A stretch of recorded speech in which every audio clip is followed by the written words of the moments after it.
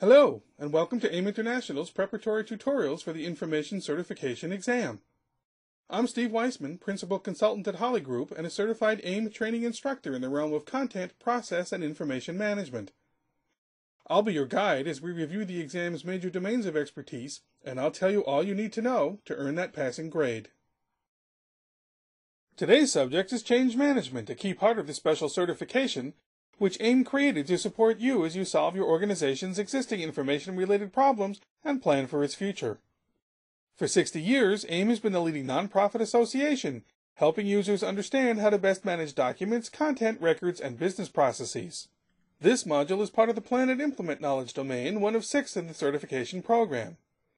In it, we'll review issues related to organizational readiness, governance, and user support. A big part of the success of any information management program is the readiness of the organization to adapt to the new policies and procedures that likely will be required. Best assessed when the specific requirements are defined, since that's when the strongest endorsements or objections are likely to be expressed. This can be examined by studying the corporate culture, structure, processes, communication models, leadership styles, and even vertical industry influences. Many times, a SWOT analysis, strengths, weaknesses, opportunities, and threats, is then performed to gauge people's reactions to the more concrete issues it showcases, and thus to identify areas of possible resistance.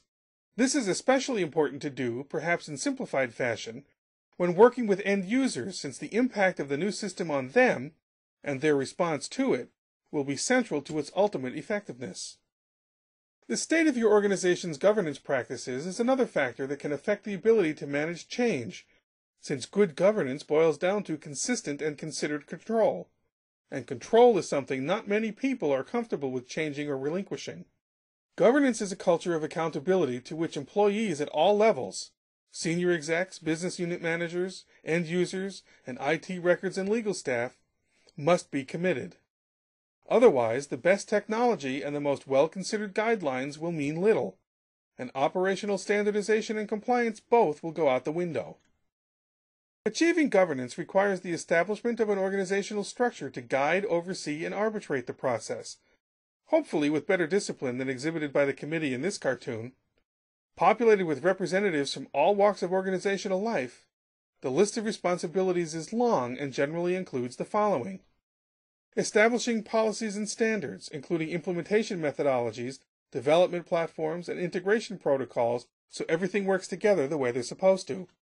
Prioritizing projects, starting with the most achievable as defined by feasibility, impact, or sponsorship. In other words, who wants it?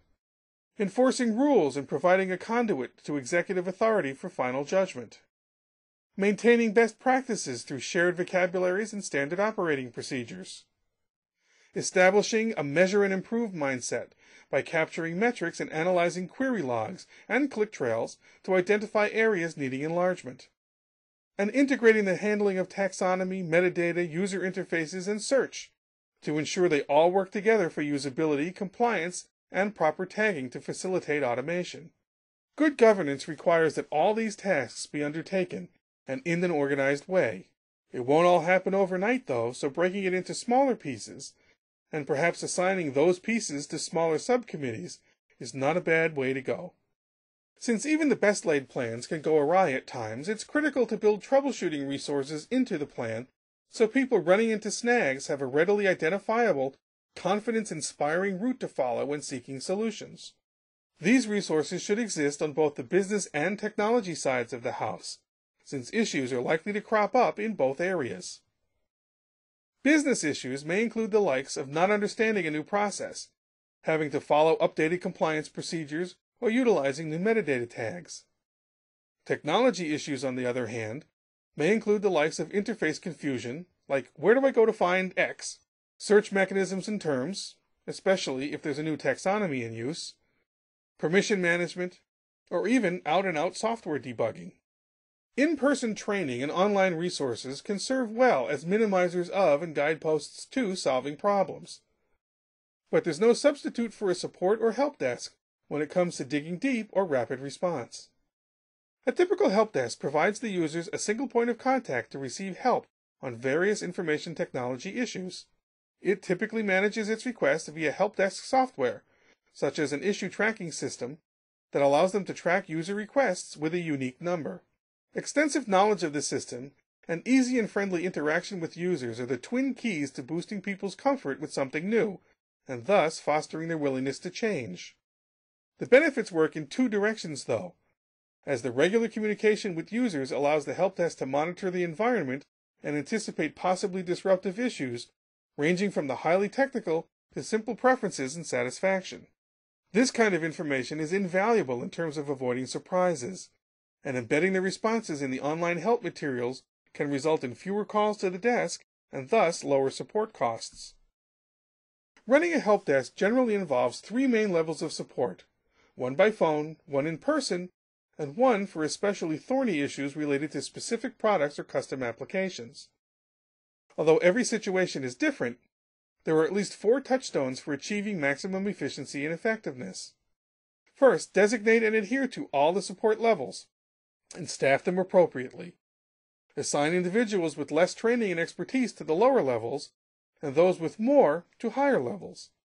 Anyone unable to resolve an issue kicks it up a level in a controlled escalation that ensures efficiency and allows for higher-level employees to focus on higher-level jobs. 2.